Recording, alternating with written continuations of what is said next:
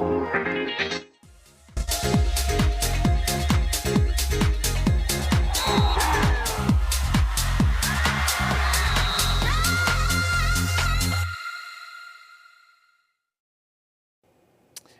the smallest perfect number. It's big tonight, though, and it's the atomic number for carbon, which, of course, is essential for life. The number 6 symbolizes harmony, balance, and responsibility, defining everything we're seeing tonight.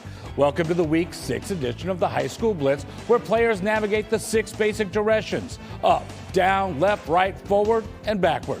We start in Grafton, where the Blackhawks are looking for win number 6, hosting Greenfield. Scoring not an issue. Grafton up 42-20 in the second, and Greenfield driving, but there's a fumble, and Tyler Heinley with the scoop and 6. Homecoming, a special one tonight. Tyler Deere taking the screen in for another Blackhawks score, but there is no quit in the hustling Hawks. Ian Litchford breaking free for the touchdown, but Grafton gets our message about 6, winning 66-33. Here's head coach Jim Norris.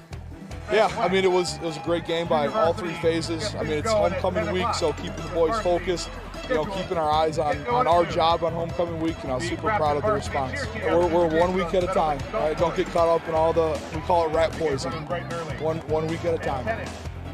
We found our fans of the week in Grafton with their student section. They have an interesting tag along each week, affectionately known as Doughboy. He's been passed down from senior class to senior class for an unknown amount of years. After each score, Doughboy gets the ride of his life to celebrate being literally passed down and all around. The Panthers from Plymouth also seeking their 6th win of the season at Port Washington on Tackle Cancer Night. Panthers lined up for a punt, but Caden Schultz says, no, we're doing a fake, and he goes around the edge for a first down.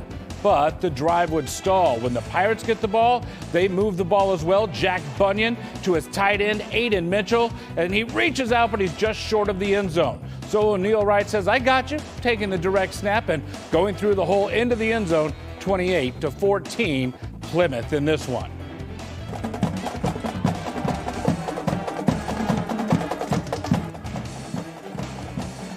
Led by drum majors Avery Newell, Caitlin Gresh, the Port Washington Pep Band playing the Notre Dame Victory March, leading the Pirates faithful during the pinkout. It earns them the High School Blitz Band of the Week honors.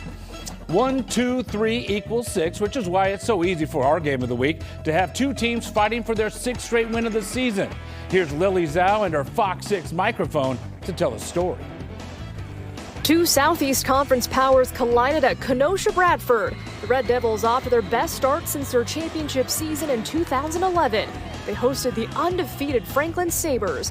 Franklin had a short field to work with on their opening drive, and Robbie Beglinger won't be denied. He pushes his way into the end zone from 13 yards out as the Sabres get out to a roaring start.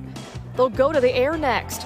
Keegan Best drops back, and he finds Nolan Hahn in stride for the 41-yard touchdown strike, 14-0 Franklin. The Bradford defense held its own. On 3rd down here, Eugene Jackson comes up with a monster sack of Best. But on the next drive, the Sabres defense steps up. Dom Walters picks off Norberto Rosales, and that set up their 3rd straight score, Franklin taking a 21-0 lead into the break. More defense was on display for the Red Devils. Best looking for a big chunk of yardage here, but Brandon Walton there for the pick. Franklin puts this game away in the 4th quarter, courtesy of Walters. First with this touchdown, and then with the pick 6, as the Sabres hand Kenosha Bradford their first loss of the season, 35-0. Here's Walters with a game-winning golden bat. This week was business. 2 5-0 teams. We had to come in here and take care of business, and I'd say we did a pretty fine job of that tonight. Defense, obviously holding a 5-0 team to 0 points is something that doesn't happen very often, and to do it with a team like Kenosha Bradford, these guys, they're a good team. They're a solid team. They got athletes. Offensively, punching the ball in. You can't complain about a 35-0 win. Franklin has now won their 27th straight regular season game, and they are now the lone undefeated team left in the SEC. Next week, they're going to host Kenosha Tremper. Reporting from Kenosha Bradford High School, Lily Zhao, Fox 6 Sports. Thank you, Lily. Well, the number 6 can also mean incompleteness, which is what we feel tonight with the absence of touchdown Tommy. We know his heart is at his mother's alma mater, Nicolay, tonight as they host the Spartans from West Bend West.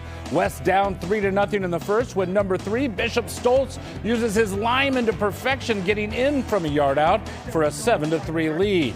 The Knights' ensuing drive is stalled, but not before the fantastic punt.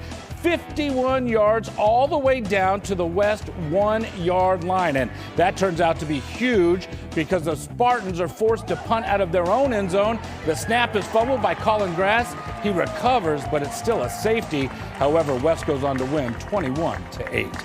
The City Conference action heating up with Milwaukee Marshall and Milwaukee King. Simonique Carter going right up the middle here for the score, and it's 14-0 King in the first quarter.